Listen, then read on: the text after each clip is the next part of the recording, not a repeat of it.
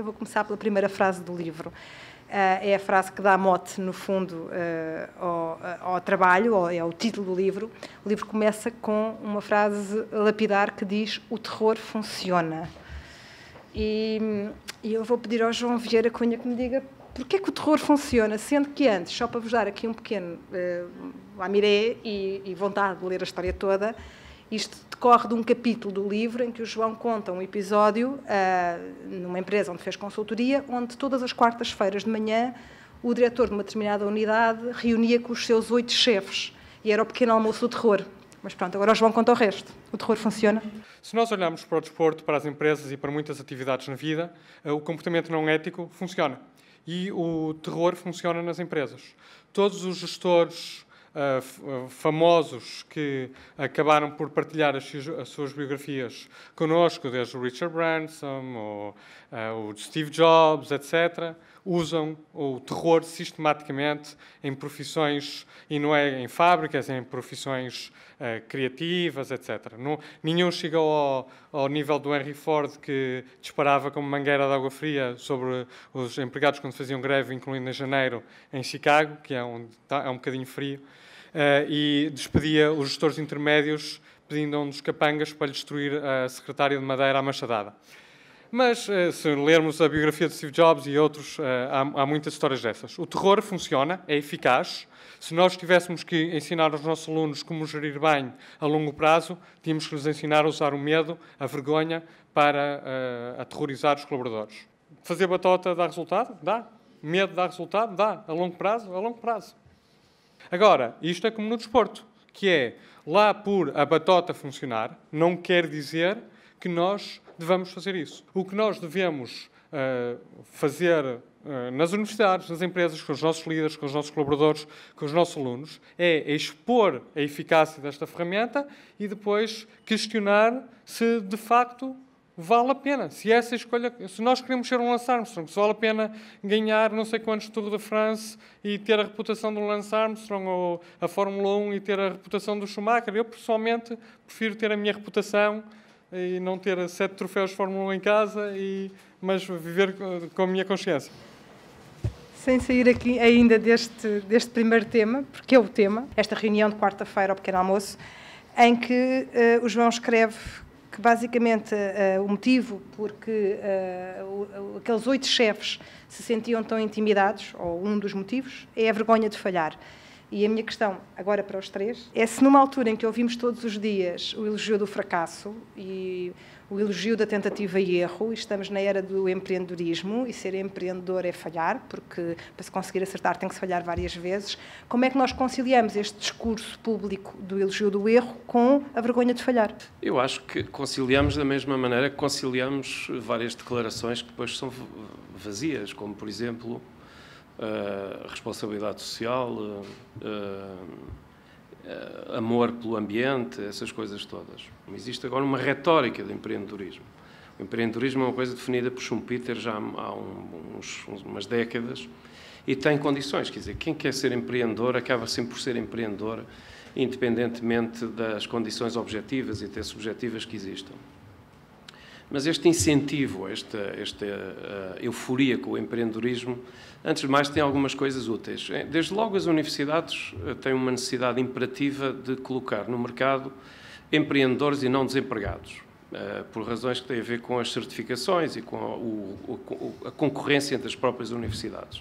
Portanto, uma universidade que declara que coloca 80% de empreendedores no mercado é uma boa universidade. A outra coisa é que esta questão de haver muita gente a empreender também é útil para as contas públicas, porque se há 80% de empreendedores, não há tantos desempregados. O que causa um alívio psicológico e causa também algum desafogo nos subsídios de desemprego. Mas eu acho que realmente em Portugal nós não temos de facto tanta cultura de empreendedorismo e não há de facto tanto apego ou tanto apelo agora a essa questão de faça e falhe e volta a fazer, que não tem importância nenhuma o falhar. Há também um medo acrescido, porque também há muito oportunismo em que a crise também serve de desculpa. A mim aconteceu-me em Inglaterra, participar numa empresa em que à terça-feira as pessoas se reuniam às 11 horas da manhã precisamente para inovar. E, portanto, a malta sentava-se e aparecia um tipo com uma voz de sargento ajudante do exército britânico, que era o diretor-geral daquilo, a dizer: bom, então e agora, quem é que tem boas ideias? Eu, cá para mim, do ponto de vista psicológico, acho que se estivesse a aflorar alguma boa ideia a alguém naquela altura, a coitadita desaparecia logo num instantinho. E, portanto, o que presidia aquela idiotice era esta ideia de que é possível fazer as coisas e ser espontâneo agora, já! Vamos lá ser espontâneos agora. Acho que é mais uma das coisas que faz parte do cocktail de ideias feitas que a gente às vezes toma e que nos alivia a tensão e que nos deixa dormir um bocadinho mais descansados, mas não corresponde de facto à realidade.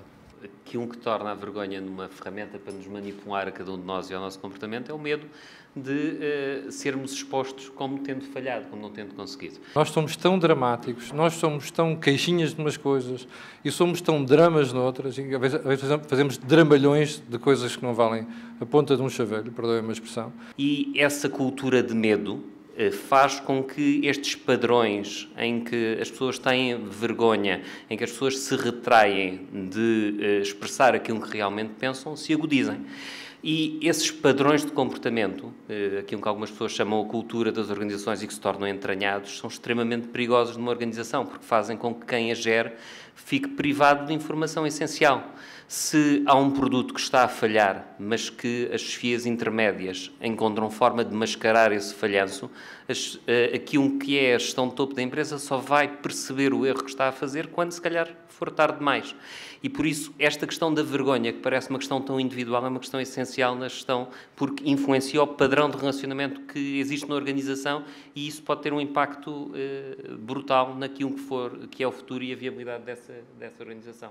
A grande vantagem são os sistemas de informação, porque a historinha que se anda para aí a contar é que os sistemas de informação tornam tudo muito transparente e etc. Só que a verdade é que nós já sabemos dos anos 70 que os gestores não estão sentados numa secretária a olhar para sistemas de informação. E esses relatórios dão muito jeito para a gente disfarçar de sucesso os fracassos que vai tendo. E alguns fracassos são por incompetência, muitos, se calhar, mas eu pessoalmente vi vários fracassos que foram pela tomada de risco. Por isso, enquanto houver sistemas de informação muito complicados que os gestores de topo acham que transmitem a verdade assim como ela é, eu penso que o contexto para a inovação, não do empreendedorismo, mas dentro das empresas, do intraempreendedorismo, se quiser, está alive and kicking. Qualquer pessoa que tem que tomar decisões confronta-se com resultados que são inesperados. A pessoa não consegue antecipar o futuro. Há uma quantidade imensa de fatores que vão influenciar o sucesso ou o insucesso daquilo que essa pessoa vai fazer. Mas essa pessoa tem que se defender da ansiedade que esse desconhecido provoca. E se nós estivermos a gerir algo que vai introduzir uma mudança cujo resultado é imprevisível, mas se tivermos forma de acompanhar e de ter indicadores automáticos se estão a desviar ou não com as várias cores, se é verde, se é amarelo, se é vermelho, ficamos com a ilusão de que estamos como se estivéssemos a conduzir um automóvel e tivéssemos ali um indicador seguro de que estamos a ir no caminho certo. E por muito que os números sejam necessários, eu acho que os números são fundamentais para nós os interpretarmos e descobrirmos a história que está por trás deles, os números não podem ser o resultado final. Os números são apenas um indicador, são uma forma, são uma ferramenta, são uma fonte de informação para nós a seguir os interpretarmos. Porque o verdadeiro papel do gestor é ir para lá dos números, é desconstruir aquilo que lhes chega e perceber como é que se chegou àquele número. Se aquele número é fidedigno e tem uma informação que corresponde à realidade, ou se foi manipulado para dar uma ideia que seja enganadora. Quando nós olhamos para uma evolução do indicador positivo, ficamos todos contentes, mas depois é preciso perceber o que é que motivou aquele aumento, por exemplo, das exportações. Se é um aumento real de exportações de empresas portuguesas ou se foi o fluxo de petróleo que aumentou a passar pelo nosso país. E, portanto, esta desconstrução daquilo que nos é dado e que, por ser numérico, parece objetivo, é uma coisa que é fundamental. A gestão não faz nada que seja útil se não passar para além disso e se não entrar na relação entre as pessoas, se não houver confiança, responsabilidade, trabalho de equipa e que houver uma relação madura em que a informação flua com verdade entre as pessoas. Sem isso é difícil de gerir com eficácia e corremos muitas vezes o risco de estarmos enganados e só quando for tarde demais é que percebemos isso. Sobre estes riscos todos, achas que... generalizando, obviamente, os nossos CEOs dormem mais descansados porque têm os Excel e os PowerPoints à beira da cabeceira? Sem dúvida, sem dúvida. Sem dúvida. Nada que eu penso até que tem um efeito de redução da ansiedade. Eu acho que mais um pouco o Infarmed tem que regular essas drogas de controle da ansiedade, porque de facto é disso que se trata. Vivemos num mundo que não conseguimos prever a evolução a curto prazo, vivemos num mundo em que não conseguimos controlar uma quantidade imensa de variáveis que afetam a nossa vida, portanto precisamos de nos agarrar às vezes daquilo que mesmo ilusoriamente nos dá uma sensação de controle e uma sensação de conhecimento. O futuro é realmente muito imprevisível. E, portanto, ao pronunciarmos palavras como estratégia, ou internacionalização, ou crescimento, etc., nós estamos aqui a utilizar uma espécie de fetiches que nos permitem espantar os fantasmas na máquina. Aliás, veja-se uma das coisas mais notáveis que os economistas inventaram nos últimos tempos, que é o crescimento negativo. O crescimento negativo é como um gajo que se deita de manhã, quer dizer, deita-se à noite com 1,87 m e acorda no outro dia com 1,68 m. É assim um bocado ridículo, não é? Mas veja-se também o esforço ciclópico quase que nós fazemos para evitar dizer que estamos em recessão, ou que há uma depressão, ou que há... São palavras que têm um caráter ameaçador. Há um processo que eu acho que é delicioso, que é escondermos justamente nesses rituais de trocas de palavras. Por exemplo, neste momento, há uma palavra que é mágica. E que a imprensa, até a imprensa económica, e uma série de comentadores e economistas, não sei, repetem ad nauseam como se fosse uma coisa ou desprezível ou sacrossanta, que é esta coisa das exportações. Não é? Nós agora estamos a exportar e, portanto, isso indica que nós já estamos quase livres da troika, ou, por outro lado, não, as exportações são uma coisinha... Bom, as exportações são um modo que nós temos e que é bom. Nós devíamos exportar muito mais. Temos uma economia, de facto, comparativamente com outras como a Hungria e a República Checa, nós exportamos pouco em termos comparativos. Mas as exportações são apenas um aspecto da realidade. Eu vejo muita gente, não sei já quem, mas hoje recordo-me ter lido alguém que disse quase que o mercado interno não tem importância nenhuma.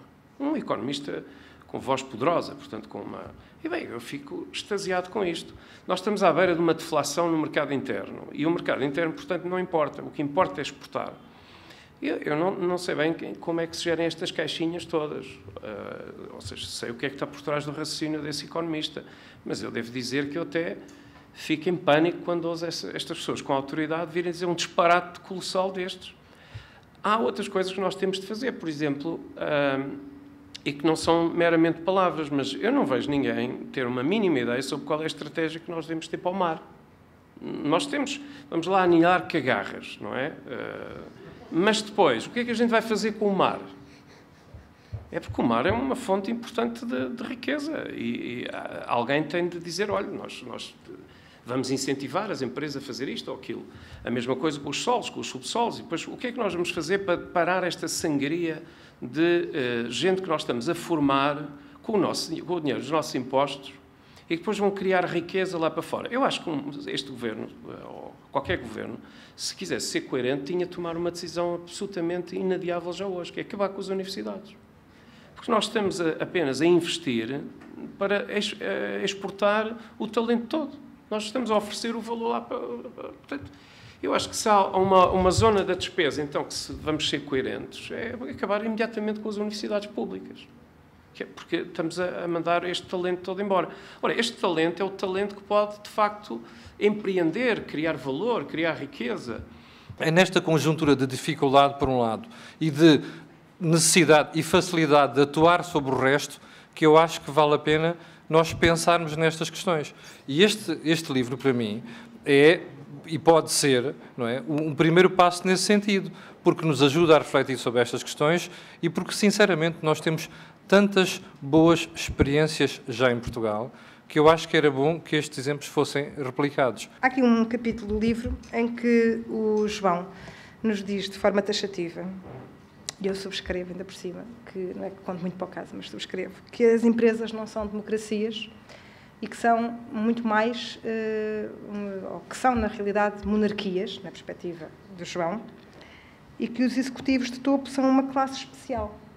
Eu vou contar uma história, que era, eu quando era pequenino, era assistente de um professor muito importante que era CEO de um banco cá em Portugal. E então, eu um dia tive que levar os testes ao gabinete do professor. Então fui ao banco. E então, primeiro falei com uma recepcionista e disse: olha, vem trazer os testes ao professor. Sim, senhora. E então, depois subi pelo elevador especial, não era do comum dos mortais, pronto, subi. Foi falar com a secretária da secretária, esta já de carne e osso, do professor. Por isso, a secretária ao cubo levou-me ao secretário ao quadrado, mas primeiro passei por uma zona de purificação, que era uma sala de espera. Depois da secretária ao quadrado, fui para a secretária mais direta, obviamente também numa zona de purificação. Depois da secretária direta, fui para outra zona de purificação, até que me deixaram entrar na sala do senhor. Eu, curiosamente, levava debaixo do braço um livro que se chama Gestores e Magia. E é um livro muito interessante, que faz uma lista de todos os rituais que as tribos pré-modernas usam. Nós temos relativamente poucos rituais, não é? Não sei se vocês sabem, mas na África e na Oceania não há adolescência. Porquê? Porque é um ritual de passagem de criança a adulto. Nós tivemos a ideia brilhante de eliminar isso no chamado processo civilizacional. Eu gostava de perceber como é que isso é progresso, mas pronto. Então, havia 2 capítulos. Um tem a ver com o que o Rui estava a dizer, que é examinar também, que é o planeamento é um ritual de redução de incerteza, não? Eu também, antes de entrar, eu estive nos Estados Unidos na altura do 11 de setembro, também rezava sempre que entrava no avião, pronto, era a mesma coisa que fazer o plano estratégico, não é? Reduz a ansiedade, mas não serve para mais nada. Depois, e havia esta também da purificação até chegar ao senhor do altar, não é? Mas este conceito da monarquia é um bocadinho mais amplo e diz o seguinte: há umas pessoas muito ingênuas que nunca entraram numa empresa que dizem que por trás da hierarquia há uma rede de relações informais. Isso era muito bonito que fosse assim, mas não é verdade. É verdade que há uma rede de relações, mas não são informais como os nossos amigos. São relações de vassalagem e proteção, como há no feudalismo. E por isso, basicamente, quando cada um de nós quer ser aprendiz aspirante a neófito de gestor, entra numa relação de vassalagem com um protetor que nos vai levando pela estrutura acima. E é por isso que há pessoas muito incompetentes em lugares muito poderosos. É porque essas pessoas muito... É como a Guerra dos Tronos, não é? Normalmente as pessoas boas e competentes que não usam o medo para gerir... Pronto, vocês sabem como é que acabou a primeira série, não é? Não preciso contar. E depois há as outras, não é? Que pronto, não é? E por isso, eu quando acabei a licenciatura li uma coisa num livro que achei muito inteligente. Um livro chamado Como Nadar com Tubarões Sem Ser Comido Vivo. E nesse livro dizia uma coisa que é o seguinte: as empresas, quando escolhem um candidato para um emprego, essa escolha é mais parecida com a escolha de um namorado, de uma namorada, do que com a escolha de uma máquina de lavar. Ou seja, não é exatamente uma questão racional. E essa escolha, especialmente para cargos de gestão, tem a ver com a capacidade das pessoas serem vassalos leais, isso inclui arcar com as culpas quando é necessário arcar com as culpas dos erros das outras pessoas, e irem progredindo alegremente neste caminho até à monarquia. No topo das empresas, o que nós temos são grupos que, tal como na Guerra dos Tronos, lutam uns com os outros pelo poder. O Rui, a certa altura, fala num episódio, e é tema de um capítulo, que se chama Impecável Soutor. Eu não vou contar a história toda, para já, porque o autor tem, obviamente, ascendente em todos esses aspectos, mas este Impecável Soutor traz um tema muito, muito interessante que tem a ver com 3 grandes chavões: obediência, reverência e sobrevivência dentro das empresas, dentro das organizações. E a minha pergunta para o Rui, aqui é a mesma pergunta, é se isto nos faz melhor que pior ou pior do que melhor. É melhor para nós ou pior para nós? Agirmos assim. Protege-nos ou, pelo contrário, impede-nos de sermos qualquer coisa diferente? Eu acho que nos impede a todos de perceber qual é que é a resposta verdadeira e qual é que é a resposta que substituiria o impecável Soutor. Mas, se calhar, para contar um bocadinho a história, isto foi uma história que um amigo meu me contou e, portanto, vem só em segunda mão, não é em primeira, mas é logo em segunda.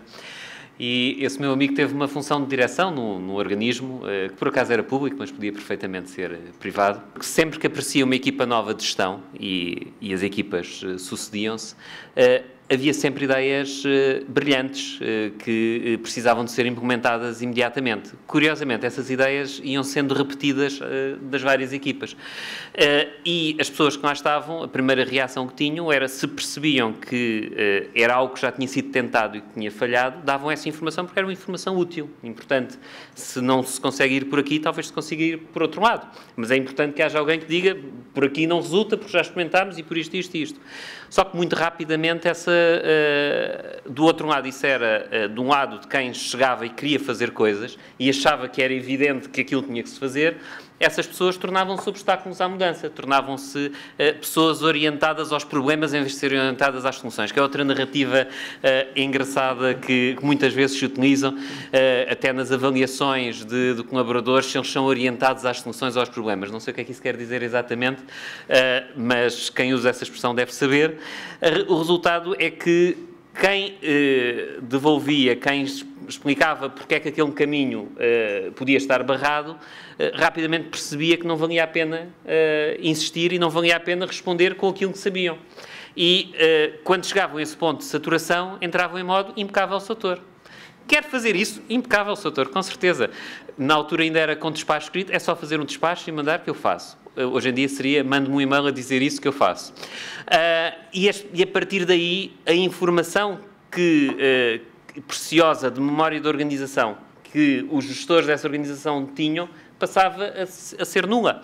E é essa a questão-chave aqui, é que a forma como nós aprendemos, a forma como nós sabemos, depende da informação que nos dão.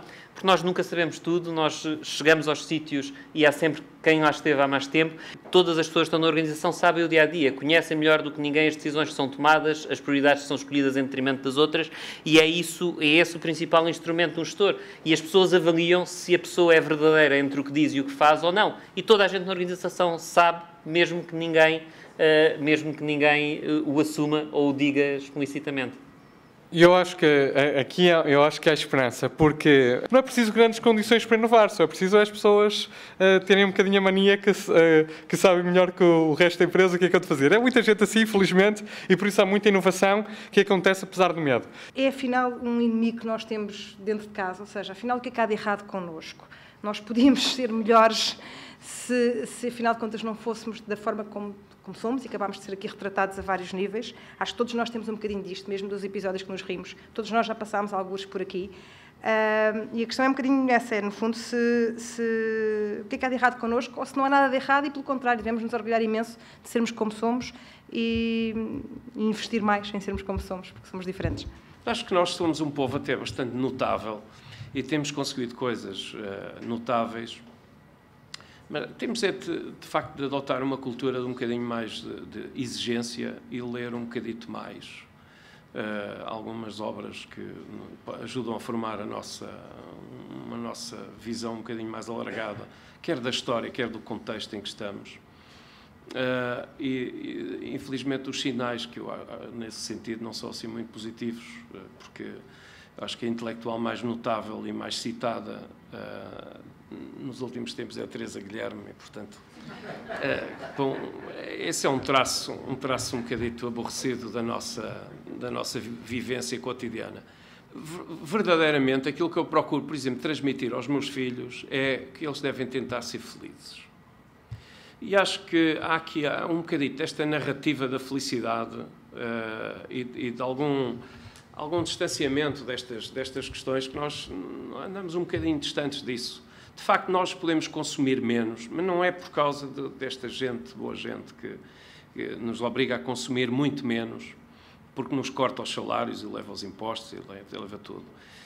Podemos tentar ser um bocadinho mais felizes com menos e um bocadinho mais abertos, mais espontâneos, de facto, e mais participativos.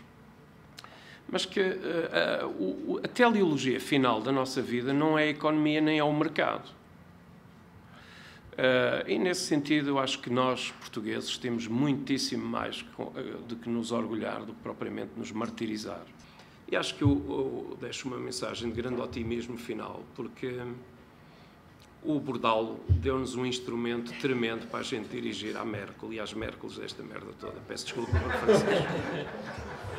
Eu acho que há uma vantagem de ser português. Então, o que é que se passa? Se nós somos tão fantásticos e somos, qual é o problema? Eu acho que o problema é o seguinte, é que o português e a portuguesa individualmente são muito bons, mas Portugal não tem estruturas para capturar isso. E assim que nós entramos em estruturas que têm capacidade para capturar o nosso valor, então nós temos valor e contribuímos com esse valor para a sociedade. O nosso grande obstáculo, para além de uma certa timidez, é a rapidez com que estamos preparados para aceitar o chapéu da culpa.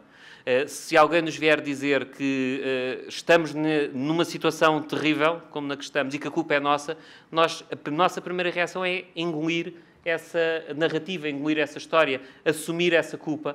Deve ter a ver com o nosso passado judaico-cristão, mas a verdade é que precisamos nos libertar disso, precisamos de perceber. Estamos numa situação difícil, porque é que realmente aqui estamos? Somos vítimas ou somos culpados ou somos uma mistura das duas? Mas não assumirmos que é por nossa culpa própria que estamos num sítio aqui. Precisamos de assumir a responsabilidade pelos que fizemos, mas isso é muito diferente de assumir a culpa. E por isso eu acho que no dia em que nós conseguirmos ultrapassar esta barreira da culpa, como se fosse aqui uma barreira que nos impede da velocidade supersónica, como se fosse uma barreira do som, eu penso que esta ousadia, esta capacidade de gerir a ansiedade, de fazer coisas fora da caixa, pode ser o caminho de sucesso de muitos portugueses, resistindo mais uma vez aqui à generalização, porque se encontra com muita frequência gente ousada, gente criativa, gente capaz de fazer, e eu acho que isso pode ser uma nossa característica, e que somos nós próprios que nos limitamos e que nos impedimos de tirar mais partido dessa característica. E estas revoluções, como a gente sabe, não acontecem de um dia para o outro. Levam tempo, porque é uma questão cultural. E esse é o nosso problema. E a questão cultural termina aqui. Eu acho que a forma como se abordam aqui os temas, eu acho que a forma como se fala aqui da gestão e como se fala de problemas das empresas é uma forma inovadora.